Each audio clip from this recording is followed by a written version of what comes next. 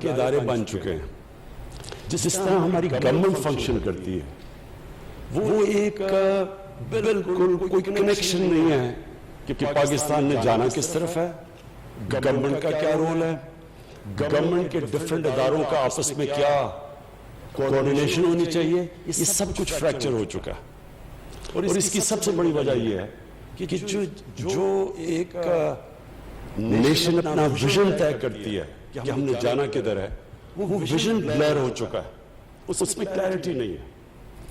اور جب اس میں کلیئرٹی نہ ہو تو جو پھر ایک گورنمنٹ کے ادارے ہیں ان کے اندر بھی پھر کلیئرٹی نہیں رہتی۔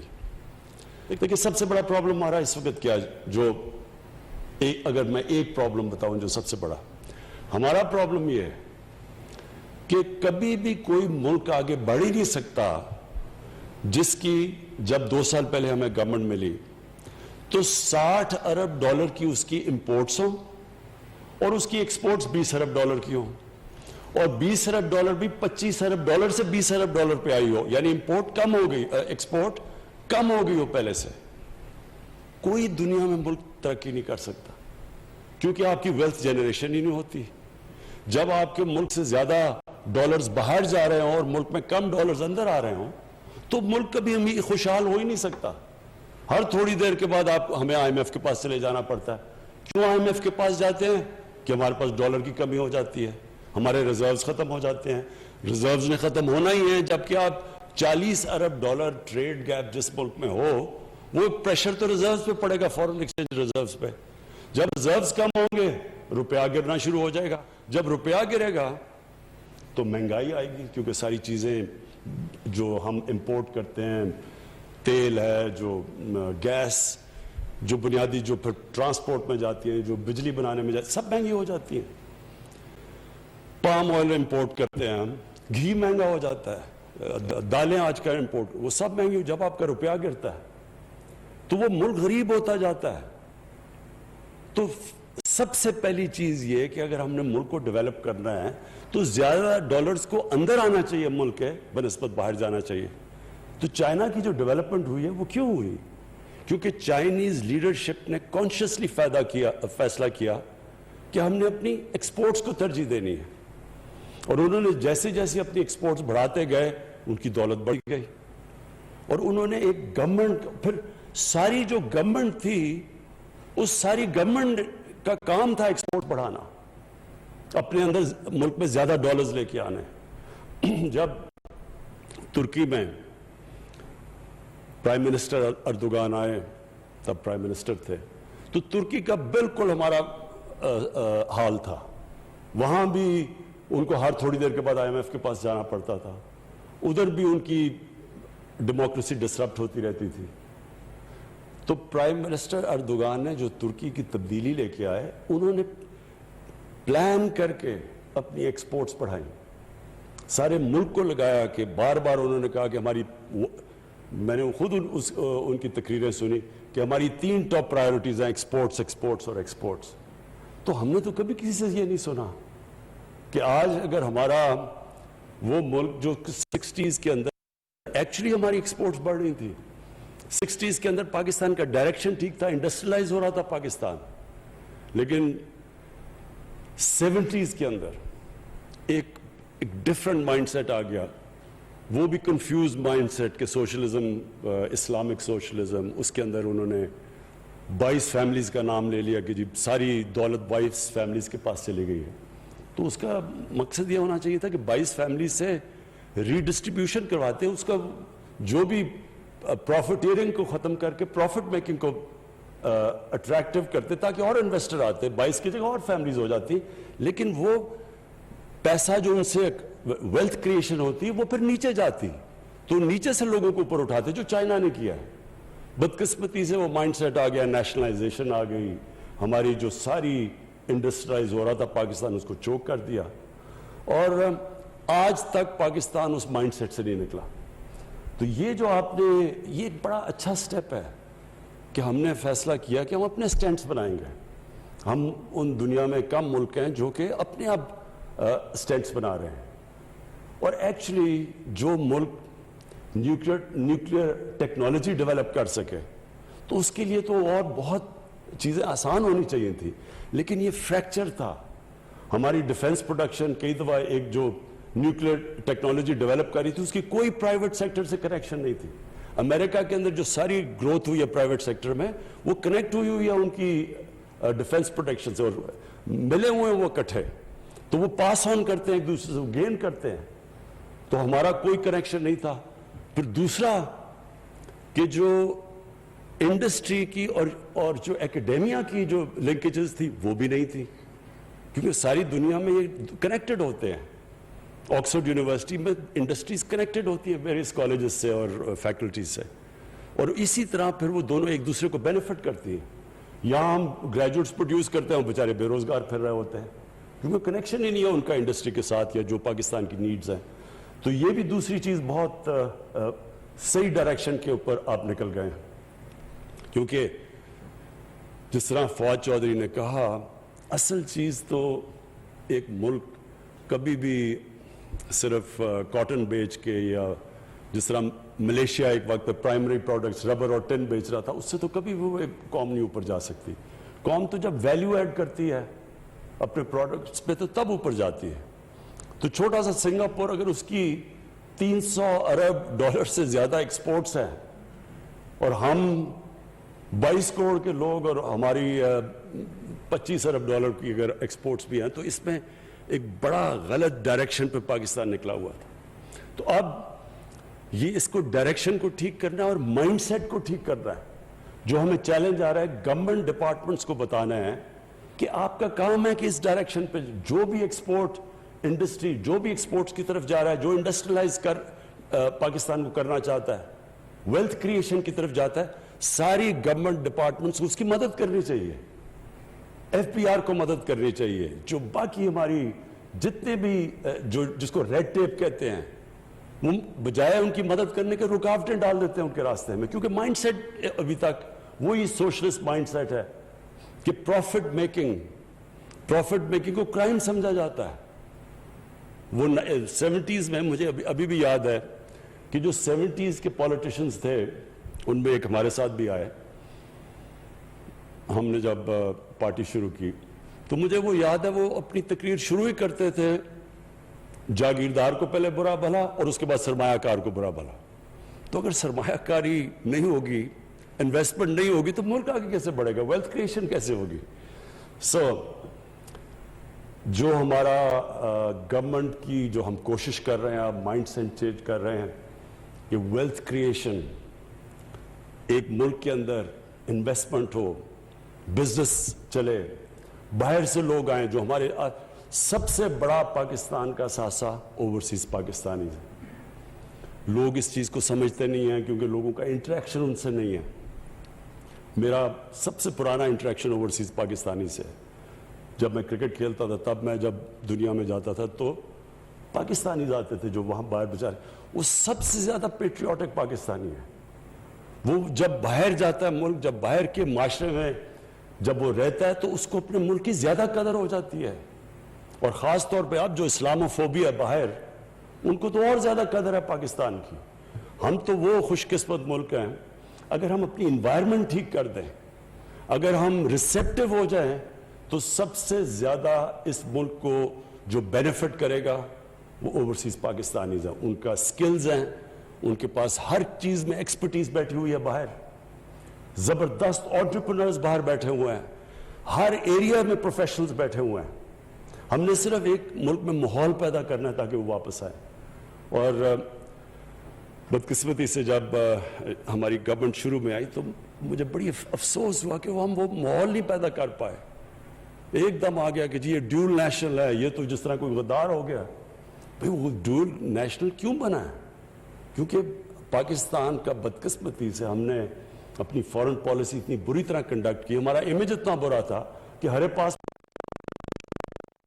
اور ان کے لیے صرف ہم نے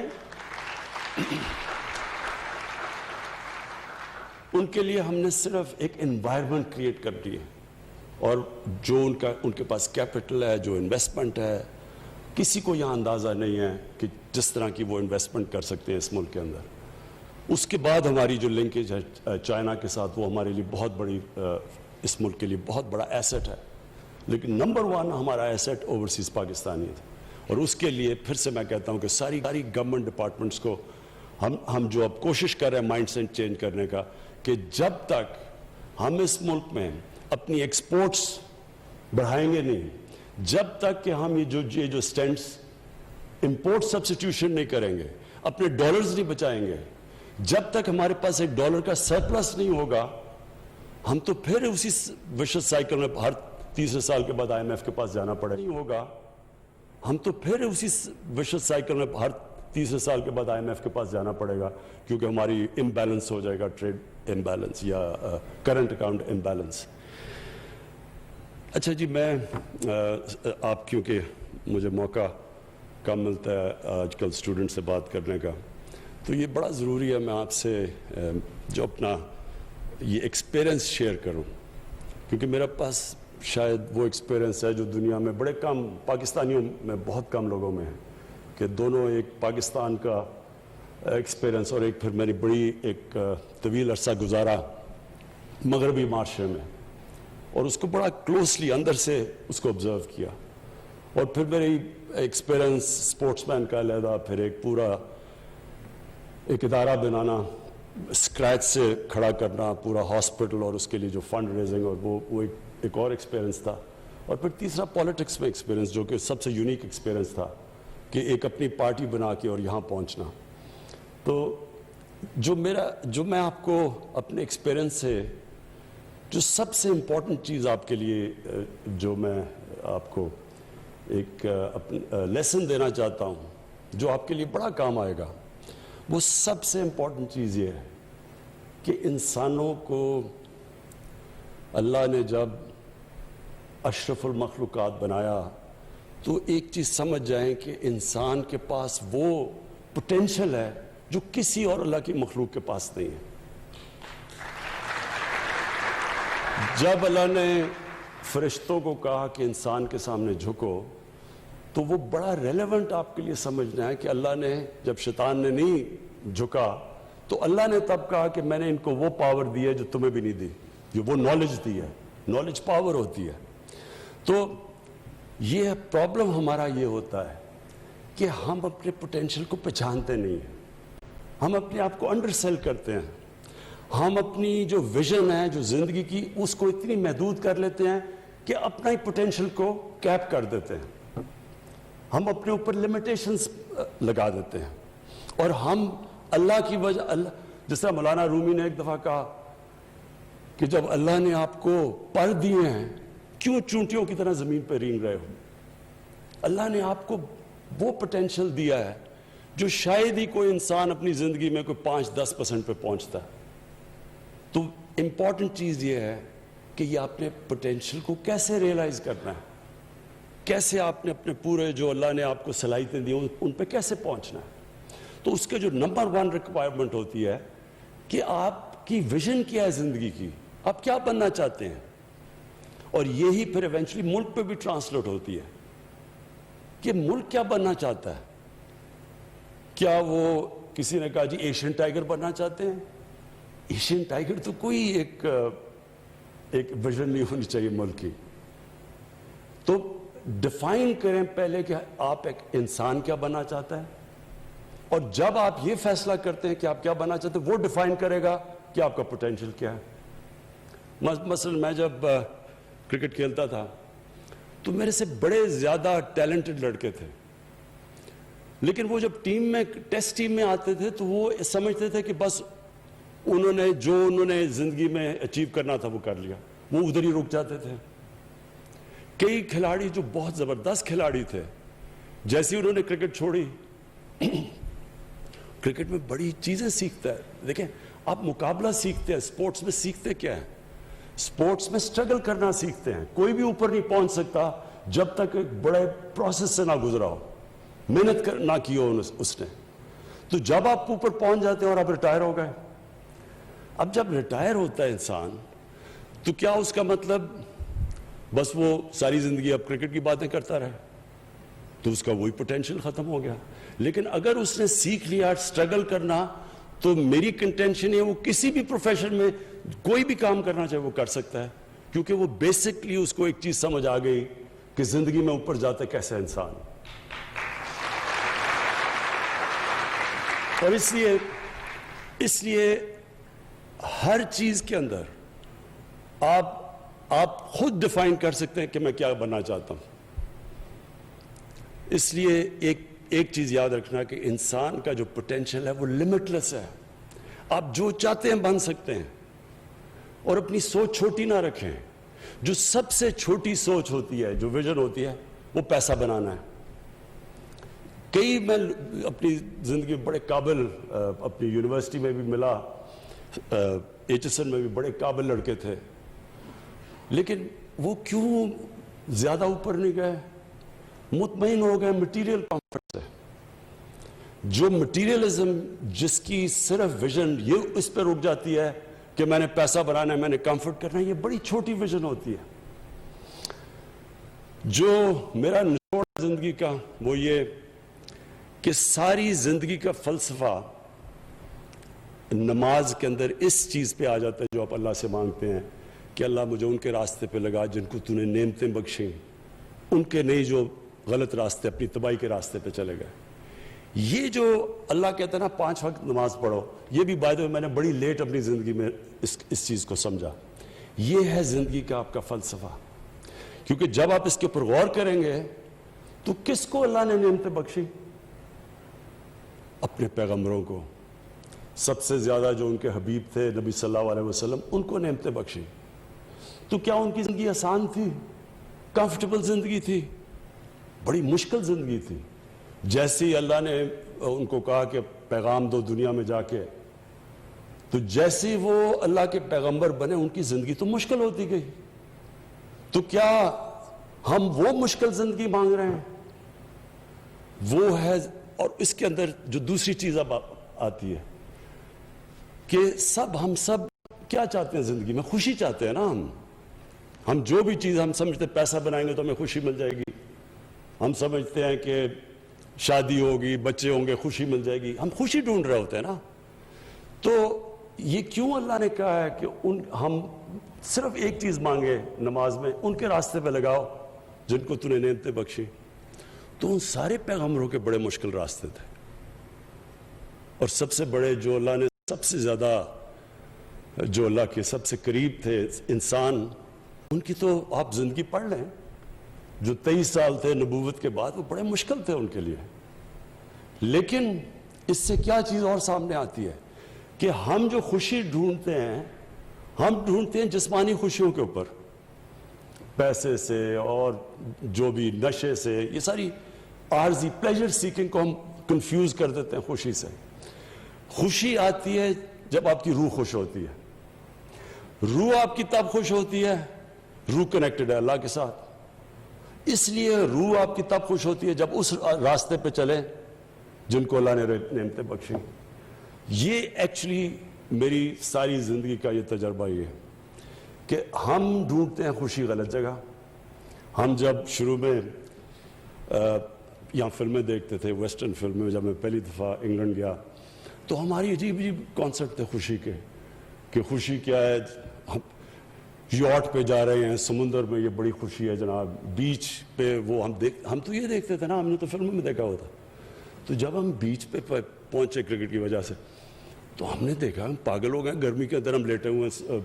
ہم یہاں 6 مہینے گرمی سے بچتے ہیں, ادھر ہم گرمی میں لیٹے ہوئے ہیں کہ جناب, کیونکہ ہم نے سنا تھا یہی ہے خوشی کا طریقہ. یا پھر وہ کشتی پہ جاؤ جی, یاٹ کے اوپر ہالیڈیز, وہ بھی جب گئے مجھے تو سی سکنس ہوگی دوسرے دن.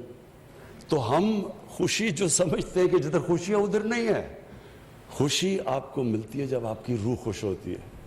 اور روح خوش میری کب ہوئی؟ کیونکہ مجھے تو کرکٹ میں سب سے زیادہ اپنے جب میں کھیلتا تھا اللہ نے مجھے وہ کامیابی دی اور وہ ہائٹس دی جو اس وقت تو کسی کو نہیں ملی تھی. لیکن جب شوکت خانم کینسر ہاسپٹل کا دروازہ کھلا پہلے دن, میں آپ کو بیان نہیں کر سکتا کہ جو مجھے خوشی تب ملی.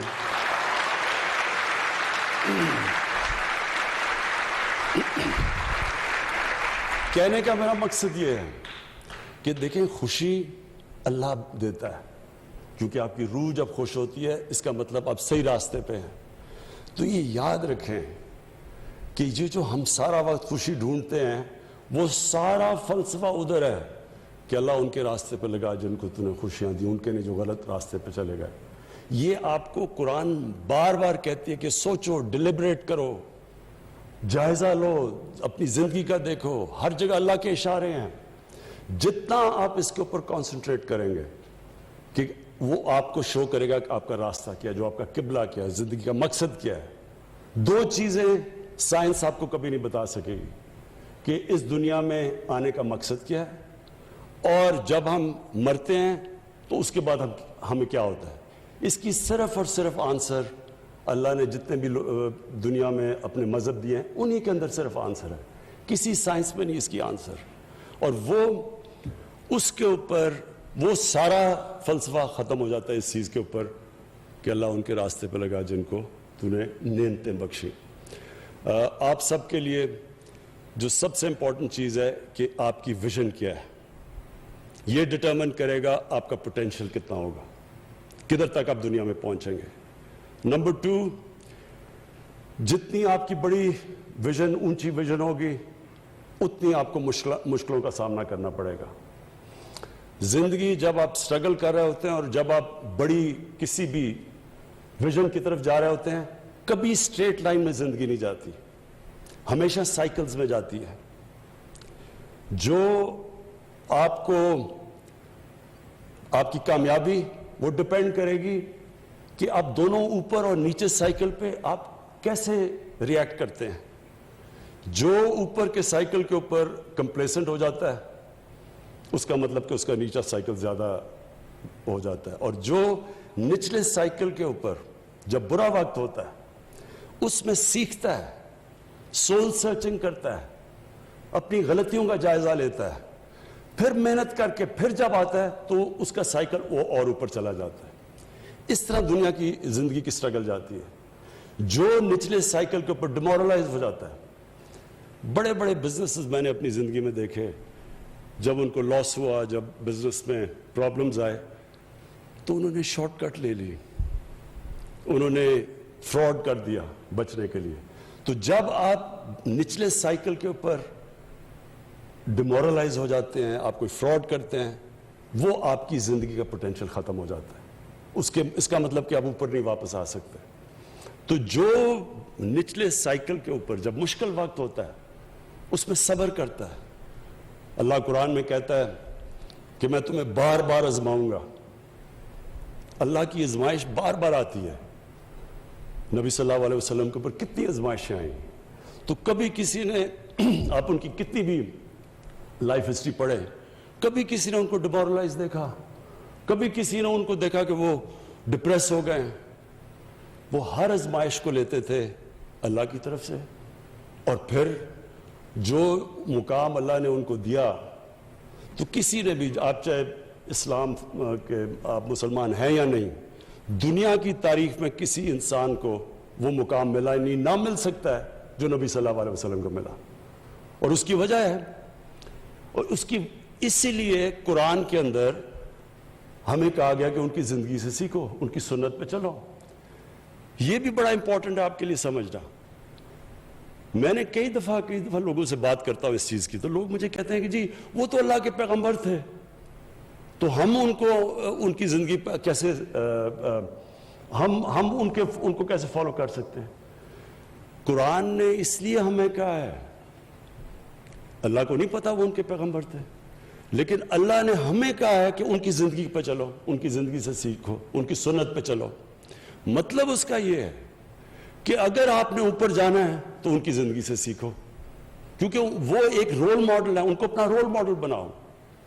ہم ان کو صرف یعنی جو نیگیٹو سائڈ ہے سیکولرزم کی، ہم یہ کیا کر دیتے ہیں کہ اس کو دین کے اندر ساری نبی صلی اللہ علیہ وسلم کی زندگی اور قرآن کو دین کی طرف کر دیتے ہیں، اپنی زندگی کو علیحدہ کر دیتے ہیں.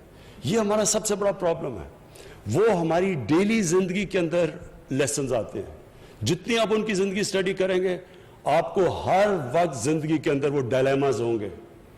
5 وقت کی نماز کیوں ہے؟ کیونکہ دن میں، مجھے کئی دفعہ دن میں کتنی دفعہ ہوتا ہے کہ 2 راستے آ جاتے ہیں، اس راستے پہ جانا ہے یا اس راستے پہ جانا ہے. کئی دفعہ آپ کو یہ پرابلم، آپ کو ہر وقت جتنی آپ سٹرگل کرتے رہیں گے، آپ کے سامنے 2 راستے آ جائیں گے. اور وہی ہوتا ہے آپ کی کامیابی یا آپ کی فیلئر کے راستے. وہی ہے کہ ان کے راستے جن کو نعمتیں بخشی, یا وہ راستے پہ چلے جاؤ جو آپ کی تباہی کا راستہ ہے. اور پھر ایک قرآن کی آیت ہے کہ کئی چیزوں کو جو آپ اچھا سمجھتے ہیں وہ آپ کے لیے بری ہیں, اور جن کو آپ برا سمجھتے ہیں آپ کے لیے اچھی ہیں. اس پہ بھی جب آپ غور کریں گے تو آپ سمجھیں گے کہ ہمارے سامنے ہمیشہ ٹیمپٹیشن ہوتی ہے آسان راستہ لے لو. کئی دفعہ ٹیمپٹیشن آتی ہے کہ کون سٹرگل کرے سارا وقت, صبح اٹھو وہ سارے ڈاکو اکٹھے ہو کے کبھی کچھ کریں کبھی کریں. آسان راستہ لے لو, کمپرومائز کر دو, ان کو معاف کر دو, ان کو NRO دے دو. آسان راستہ ہے, زندگی آسان ہو جائے گی, چپ کر کے آرام سے ہم بھی پارلیمنٹ میں تقریریں کریں گے, 4-3 سال گزر جائیں گے. لیکن یہ تباہی کا راستہ ہے. یہ یاد رکھیں کہ جو آپ کی بہتری کا راستہ ہے وہ ہمیشہ آسان نہیں ہوتا. اس میں بڑے فیصلے کرنے پڑتے ہیں, مشکل فیصلے کرنے پڑتے ہیں, اور وہی مشکل فیصلے آپ کو اوپر لے کے جاتے ہیں. تو آپ کو اللہ نے بڑی زبردست اپرچونٹی دی ہے. نسٹ کی جو بھی ڈاکٹر صاحب آپ نے باتیں کی, مجھے بڑی خوشی ہوتی ہے کہ ہماری ایک یونیورسٹی کوالٹی کی یونیورسٹی بن رہی ہے, اور اتنے تھوڑے ٹائم میں, کیونکہ 29 سال 30 سال تو کوئی زندگی نہیں ہے یونیورسٹی کی. اس کے اندر ایک ماشاءاللہ آپ کی سٹینڈرڈز آ رہی ہیں, آپ نئی چیزیں کر رہے ہیں, آپ ہوپ دے رہے ہیں ملک کو. آپ کو دیکھتے دیکھتے اب اور بھی یونیورسٹیز کوشش کریں گی, ان کی بھی لنکیجز انشاءاللہ ہم کریں گے انڈسٹری کے ساتھ, تاکہ محنت کریں اور وہ بھی اپنے ڈیولپ کریں, نئی چیزیں کریں. تو آپ ایک راستہ بھی دے رہے ہیں باقی ایکیڈیمک انسٹیٹیوشنز کو, اور مجھے یہ بڑی خوشی ہے. مجھے یہ بڑی خوشی ہے کہ یہ آپ یہ ٹریل بلیز کر رہے ہیں باقی ایکیڈیمک انسٹیٹیوشنز کے لیے. اور میں آپ کو یہ شور کرتا ہوں کہ ہماری گورنمنٹ پوری آپ کی سپورٹ کرے گی, ساری ہائر ایجوکیشن کی, نالج اکانومی کی, بلکہ ایجوکیشن کی ہم پوری سپورٹ کریں گے. ہمارا جیسے ہمارے, اور انشاءاللہ ملک صحیح راستے پہ نکلا ہوا ہے, جیسے ہمارے فائنینشیل حالات بہتر ہوتے جائیں گے, جو ہم ویلتھ کریٹ کرنے کی کوشش کر رہے ہیں, جیسی ہماری ملک میں ویلتھ کریشن ہوگی, تو نمبر 1 پرائرٹی ہماری ہوگی نالج اکانومی کی طرف. اپنے ایجوکیشن کے اوپر, ہائر ایجوکیشن پہ, ریسرچ پہ ہم میکسیمم اپنی توجہ دیں, تاکہ وہ اتنا بڑا ہمارا پوٹینشیل ہے. ہمارا سیکنڈ ینگسٹ پاپولیشن ہے, انٹرپرائزنگ لوگ ہیں ہمارے. ہمیں اگر ایکسپرٹیز چاہیے تو ہمارے اوورسیز پاکستانیز بیٹھے ہوئے ہیں, ہر قسم کی ہم ایکسپرٹیز اٹریکٹ کر سکتے ہیں واپس پاکستان میں. ہم نے جب شوکت خانم کینسر ہاسپٹل بنانے شروع کیا تو سب نے مجھے کہا نہیں بن سکتا, کیونکہ انہوں نے کہا ایک اسپیشلسٹ کینسر ہاسپٹل کے لیے آپ کو ایکسپرٹیز چاہیے, پاکستان میں نہیں ہے. جس طرح مڈل ایسٹ کے اندر جتنے بھی کینسر ہاسپٹلز ہیں ان کے اندر ایکسپرٹیز ساری باہر سے دنیا فارنرز آ کے کام کرتے ہیں. لیکن ہم کیوں بنا سکے؟ کیونکہ ہمارے پاس باہر ہر قسم کے ایکسپرٹس بیٹھے تھے, ڈاکٹرز بیٹھے تھے. جیسے ہم نے ان کو انوائرمنٹ دی وہ پاکستان آ گئے, اور انہوں نے وہ ایک کامیاب ہاسپٹل چلا دیے, جو کہ آج دونوں شوکت خانم کو ایک انٹرنیشنل ایکریڈیٹیشن ہے, جوائنٹ کمیشن انٹرنیشنل کی. یہ دنیا میں سرٹیفائی کرتے ہیں ہاسپٹلس کی کوالٹی. تو 4 پاکستان میں ہاسپٹلز ہیں جو جوائنٹ کمیشن انٹرنیشنل کے سرٹیفائڈ ہیں, 2 ان میں سے شوکت خانم لاہور اور پشاور ہے.